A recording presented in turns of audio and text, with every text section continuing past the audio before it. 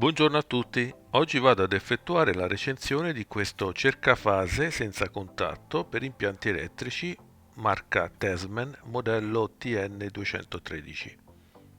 Questo cercafase elettronico è caratterizzato da protezione IP66, una pratica torcia, display a LED, indicazione percentuale campo elettromagnetico e doppia sensibilità. All'interno della confezione possiamo trovare il dispositivo, un manuale in italiano con tutte le istruzioni relative, due batterie mini stilo Duracell da inserire all'interno dello strumento. Indicazioni di protezione 1000 volt categoria 3. Sul frontale abbiamo il pulsante di accensione e il pulsante di selezione della sensibilità e della torcia. Andiamo ad effettuare un piccolo collaudo, inseriamo una spina e verifichiamo la rilevazione del conduttore di fase. All'interno di un normale cacciavite cercafase abbiamo una piccola lampada con una resistenza. La debole corrente che passa attraverso il nostro corpo, toccando l'estremità inferiore con un dito, farà accendere la lampada. Verifichiamo prima il conduttore di fase con questo cacciavite cercafase. Vi ricordo che questa operazione è a rischio di folgorazione. Non toccate mai il conduttore di fase.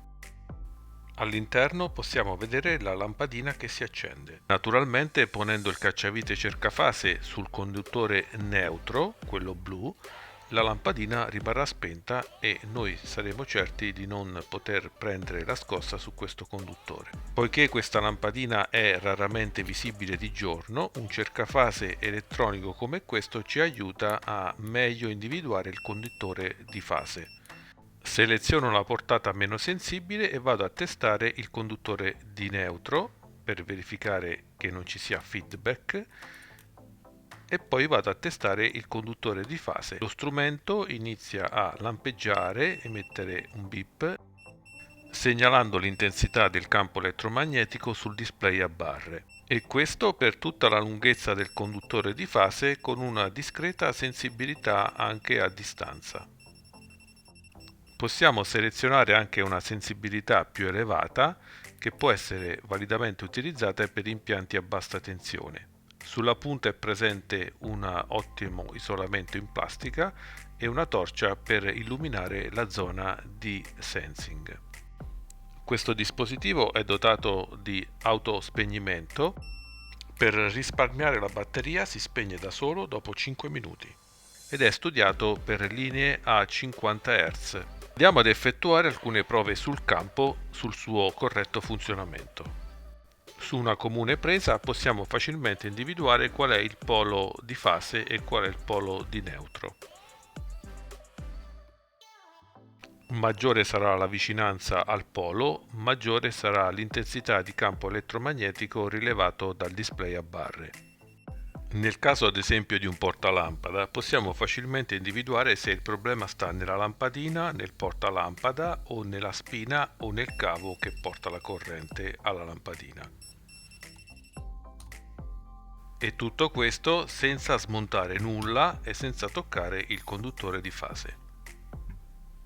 Possiamo facilmente testare la bontà di tutte le spine di casa per individuare eventuali problemi senza smontare nulla, oppure selezionando la modalità ad alta sensibilità possiamo andare a testare anche un connettore USB da 5V per vedere se è presente una qualche tensione. Il tutto senza smontare nulla. Non solo, ma in questa modalità possiamo anche testare il cavo per tutta la sua lunghezza alla ricerca di eventuali interruzioni. Se vi sta piacendo questo video, questo è il momento opportuno per mettere un bel like e valutare anche l'iscrizione al mio canale sul Fai da te. Grazie per la vostra collaborazione. Per finire, in una classica cassetta di derivazione per un pulsante interruttore di luce, possiamo facilmente individuare i conduttori di fase che arrivano e quelli che vanno verso i vari interruttori e verso la lampadina. Ad esempio, in questa scatola di derivazione abbiamo dei conduttori che vanno alle prese, quelli di sezione maggiore, e i conduttori delle luci che sono di sezione minore. Per l'impianto luci è possibile individuare i conduttori di andata verso i deviatori presenti nella stanza e di ritorno che andranno ad accendere la lampadina. Di solito sono due fili colorati della stessa sezione minima. Il primo, dove non viene rilevata la fase, è quello che va verso la lampadina, il secondo con la fase è quello che va verso gli interruttori o deviatori presenti nella stanza. Allo stesso modo, all'interno di un pozzetto elettrico possiamo facilmente individuare i conduttori di fase presenti sui vari cavi, pur in presenza di luce solare. Con questo utile strumento possiamo anche individuare cavi interrotti per poterli facilmente riparare. In generale si tratta di un ottimo strumento di diagnosi per problemi agli impianti elettrici e quindi è un dispositivo sicuramente utile a tutti gli elettricisti. Bene amici, spero che questo video vi sia piaciuto, se è così mi raccomando pollice in su. In descrizione potrete trovare il link per l'acquisto del prodotto con un codice sconto. Grazie e alla prossima!